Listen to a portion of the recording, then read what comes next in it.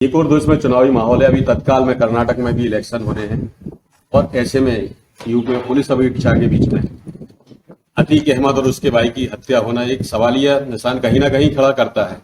कुंवर साहब बताएं, क्या यह संविधान के अनुरूप है? एक पुलिस अपेक्षा में इस प्रकार हत्या हो जाना, कानून की ओर विश्वास नहीं हो, जनता का माइंड इतना डाइवर्ट है कि जनता बोल रही है अच्छा हुआ है, अच्छा हुआ है। देखिए क्या है, संविधान और कानून एक अलग चीज है, जनता की क्या राय है वो अलग चीज है। अगर जनता की राय से ही सब कुछ हो तो फिर अदालतों की जरूरत क्या है? कहीं क्राइम हो वहां आप जनमत संग्रह करा लो, उस शहर में उस गांव में वोटिंग करा लो। जनता कहेगी फांसी पे लटका दो तो लटका दो, जनता कहेगी कि 2 साल की सजा दो तो दे दो। बहुमत जिसका हो, अगर बहुमत अपराधियों का है तो जनता कह देगी बरी करो, बरी कर दो। ऐसे नहीं चलता, कानून कानून से चलता है। अपराध पे सजा जो दी जाए उसके लिए विद्वान न्यायाधीश इसीलिए होते हैं, वो हर चीज का बारीकी से परीक्षण करते हैं, एनालिसिस करते हैं और हर अपराध के लिए अधिकतम सजा का प्रावधान होता है कानून में। जैसे 302 में अधिकतम फांसी की सजा है, तो सबको फांसी की सजा थोड़ी मिलती है। अपराध की गंभीरता परिस्थिति को देख के जो न्यायाधीश विद्वान है, उनकी ट्रेनिंग ही इसी बात के लिए है, वो एनालिसिस करते हैं। कई बार उम्र कैद की सजा देते हैं, कई बार 10 साल की देते हैं, कई बार 5 साल की भी देते हैं 302 में, कई बार 302 में 2 साल की भी होती है। तो जिसका जितना रोल है और जैसी परिस्थिति है उस हिसाब से वो एनालिसिस करके कानून के हिसाब से सजा देता है। और अब इनकी जो दोनों भाइयों की हत्या का सवाल है, अगर हत्या है, किसी ने अगर पुरानी रंजिश से या भावना में बहकर या ये समझकर कि ये समाज कंटक है, बड़े अपराधी हैं, समाज के दुश्मन हैं, या आतंकवादियों से मिले हैं, आईएसआई से मिले हैं, अगर इस भावना में बहकर किसी ने हत्या की है तो वो हत्या की श्रेणी में आता है।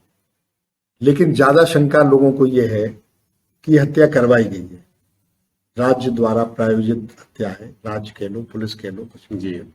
अगर ऐसा है तो बहुत गंभीर विषय है और ये अच्छी बात नहीं। सवाल सबसे पहली बात तो कोई मेडिकल इमरजेंसी नहीं थी, न किसी को हार्ट अटैक आया था, न बीपी बढ़ा था या लो था या घबराहट थी। ऐसी रूटीन मेडिकल चेकअप के लिए वो ले गए थे। रूटीन मेडिकल चेकअप के लिए रात में 10 बजे क्यों ले गए? दिन में जाया जाता है।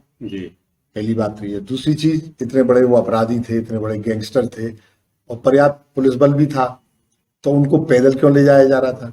ज्यादातर ऐसे लोगों को बिल्कुल जहाँ इमरजेंसी का गेट है वहीं गाड़ी लगाई जाती है, घेरा बना लिया जाता है और जल्दी से उतार के सीधे अंदर कमरे में ले जाया जाता है। उनको बड़े आराम से बाहर खुले में पैदल पैदल लिया जा रहा है और प्रेस को सूचित कर दिया गया। बिना सूचना के तो प्रेस जाती नहीं है। प्रेस को मालूम होगा कि रात के 10 बजे ले जा रहे हैं मेडिकल के लिए, इसलिए तो प्रेस थी और प्रेस को इंटरव्यू भी लेने दे रहे हैं, प्रेस के भी तमाम लोग मौजूद हैं। तो ये तमाम शंका की बातें हैं, लेकिन कुल मिलाकर लोकतंत्र के लिए अच्छी बात नहीं। मैं तो कहता हूं कोई अपराधी है, बहुत बड़ा भी अपराधी है, उसको एनकाउंटर करके मार दिया जाए, ये भी गलत है। इसका मतलब ये है कि सरकार सजा दिलाने में सक्षम नहीं है। यूपी की सरकार की बहुत तारीफें होती है, बहुत अच्छा प्रशासन है, अपराधियों में भय है। अपराधियों में भय अगर है तो आप सजा नहीं दिला पाओगे क्या? आप गवाह को सुरक्षित नहीं कर पा रहे, इसका मतलब गवाह डर रहे, इसलिए आप सजा नहीं दिला पा रहे। तो सजा दिला पाएंगे ये कॉन्फिडेंस होना चाहिए। और दूसरी चीज, अतीक अहमद को तो आजीवन कारावास तो हो ही गई थी और फिर ये विनोद पाल मर्डर केस भी बहुत खराब घटना थी और वीडियो उसके उपलब्ध हैं, सीसीटीवी कैमरा के वो सब उपलब्ध हैं, साक्ष्य उपलब्ध हैं। पीएसओ 2 मारे गए, इतना बड़ा जघन्य अपराध, इसमें निश्चित रूप से सजा होती। बहुतों को हुई है, नहीं हुई है क्या? तमाम लोगों को फांसी पे लटकाया गया। या तो यह है कि उत्तर प्रदेश सरकार में कॉन्फिडेंस नहीं है कि हमारा इतना चलता नहीं है, हम सजा नहीं दिला पाएंगे, हम लोगों को, स्वतंत्र गवाहों को गवाही देने के लिए आश्वस्त नहीं कर सकते। तो सरकार का फेलियर बात है। आप बताइए, 20-20 पुलिस वाले उसे घेरे हुए, उनको कहां सपना आ गया कि 10 बजे रात में ले जा रहे हैं मेडिकल के लिए?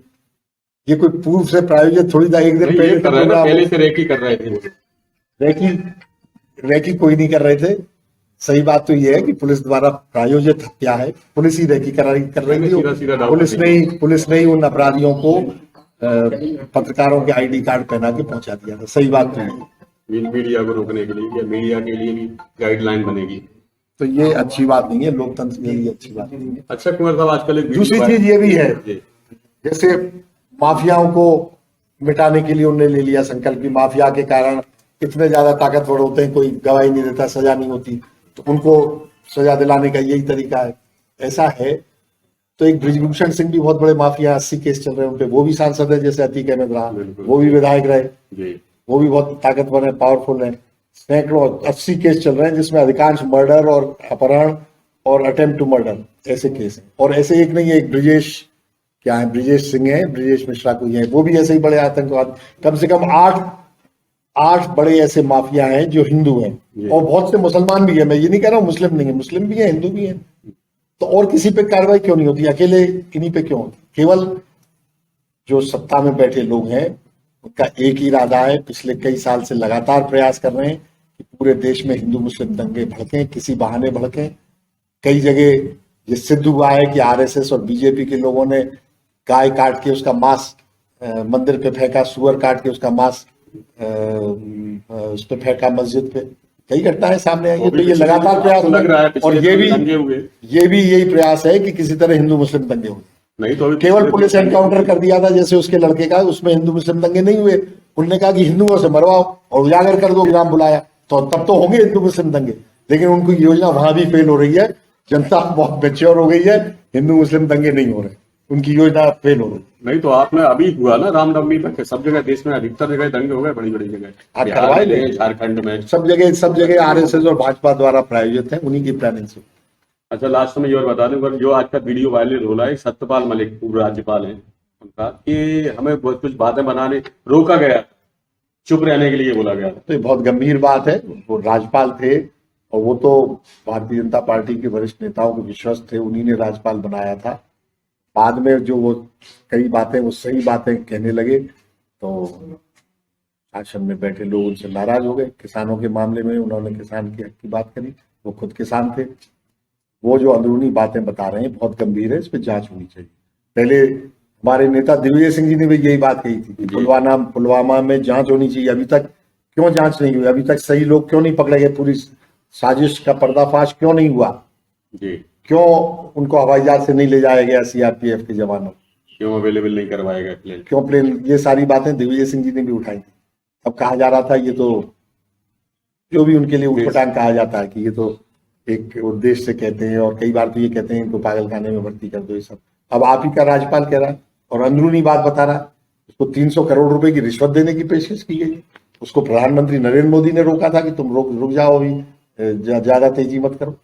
बहुत गंभीर बात है, इसमें उच्च स्तरीय जांच होनी चाहिए और सुप्रीम कोर्ट के द्वारा आयोजित किसी जजों की कमेटी के द्वारा, निष्पक्ष हाई लेवल कमेटी द्वारा जांच होनी चाहिए। उजागर होंगी बात।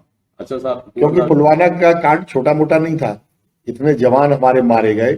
और अगर किसी को शंका है, मैं तो कह रहा हूं, मैं आरोप नहीं लगा रहा हूं कि प्रायोजित था, सरकार ने कराया, लेकिन अगर जिम्मेदार लोगों के दिमाग में शंका भी है तो शंका दूर होनी चाहिए। बहुत गंभीर बात। बिल्कुल, डिग्री के मामले में दूर होनी चाहिए, ये भी होना चाहिए सीएम की मोदी पे की डिग्री पे इतने सवाल उठाए जा रहे हैं। डिग्री तो का मामला तो बहुत हास्यास्पद हो गया। आप बताइए, डिग्री उनकी है तो क्यों नहीं दिखा रहे? वो खुद प्रेस को बुला के दिखा दे अगर कोई सवाल हो, अगर डिग्री सही है तो। नहीं, चुप्पी का क्या मतलब? गृह मंत्री जी ने तो दिखाई थी। कौन? वो दिखाई थी, वो दिखाई थी जब ही तो मालूम चला कि 1983 में हाथ से लिखा जाता था नाम, और ये कंप्यूटर द्वारा लिखा गया जब कंप्यूटर आया ही नहीं था। जब ही तो पता चला कि एंटायर पॉलिटिकल साइंस का सब्जेक्ट ही शुरू नहीं हुआ था। जब एंटायर पॉलिटिकल साइंस तो अभी शुरू हुआ कुछ वर्षों से, उस टाइम समझ था ही नहीं, जब ही तो पता चला। उसको जांच के लिए प्रस्तुत कर देना, उसके लिए एक जांच की कमेटी गठित कर दें। दिल्ली के जो मंत्री थे जैन, सत्येंद्र जैन नाम था, क्या था उनको तो डिग्री के ऊपर से, फर्जी डिग्री के ऊपर से जेल भेज रखा है जी। अभी है ना, काफी 3-4 महीने हो गए उनको तो जेल जाके। नहीं, और ज्यादा हो गया सब। अभी वो नहीं, एक पहले और मंत्री थे, ये अभी जो गए ये सत्येंद्र, ये मनीष सिसोदिया गए हैं। मनीष सिसोदिया नहीं, इनसे पहले एक गए, सत्येंद्र जैन गए थे। हाँ, वही वो फर्जी डिग्री के ऊपर से। तो फर्जी डिग्री की जांच जब उनकी हो सकती है तो इनकी क्यों नहीं हो सकती? करानी चाहिए जांच। अजय कुमार साहब, मध्य प्रदेश में कांग्रेस कब एक्टिव होगी? चुनाव तो सर पे आ गए हैं, कमलनाथ जी वहीं से करते रहते हैं भोपाल। कांग्रेस तो एक्टिव है, प्रोग्राम आप पर्सनल एक्टिव बहुत ज्यादा है। नहीं, हर जिले में चल रहे हैं कार्यक्रम, हर जिले में चल रहे हैं। अभी राहुल गांधी जी के मसले को लेकर हर जिले में, हर ब्लॉक स्तर पे धरना हुए, ज्ञापन भी दिए गए, जिला स्तर पे धरना हुए, तो हर जगह हो रहे हैं कार्यक्रम। और भी मुद्दों को लेके हो रहे हैं। गठन का काम भी चल रहा है, मंडलम सेक्टर का गठन हो गया है, कमेटियां हो रही हैं जल्दी फाइनल, फिर उनके सम्मेलन होंगे, प्रशिक्षण होगा। नहीं, क्योंकि लोगों में कहीं ना कहीं ये डाउट है कि महिलाओं को तो 15,000 और बल्कि युवाओं को वगैरह देंगे। हाँ तो वो देंगे, कांग्रेस का रिकॉर्ड है, जो कहा है वो किया है। आप बताइए, भाजपा ने वादा किया था कि 15-15 लाख देंगे, उनने दिया क्या? उनने तत्काल कह दिया चुनाव के बाद कि वो तो चुनावी जुमला था। कमलनाथ जी ने किसान कर्ज माफी की बात करी थी, जब सत्ता में आए तो पता चला इतना पैसा नहीं है, खजाना खाली है। लेकिन उनने तो नहीं कहा कि ये चुनावी जुमला था, उन्होंने कहा हम देंगे, धीरे धीरे देंगे, 3 चरणों में देंगे। और लगभग एक चरण तो पूरा और दूसरा चरण आधा उन्होंने दे भी दिया था। ठीक है, करेंगे वादा पूरा, वादा किया है तो करेगी। कांग्रेस का रिकॉर्ड है, कांग्रेस हमेशा वादा पूरा करेगी, भाजपा के लोग नहीं करते। कांग्रेस हमेशा वादा पूरा करती है, कुंवर साहब का कहना है, लेकिन कुंवर साहब पर्सनल हर वादा जरूर पूरा करते हैं कि 5 दिन तो सप्ताह में दे रहे हैं। अब देखना है क्या कुछ होता है प्रदेश में मिशन 2023 में। उम्मीद है इस बार सत्ता जरूर बदलेगी। अशोक श्रीवास्तव, थैंक यू कुंवर साहब।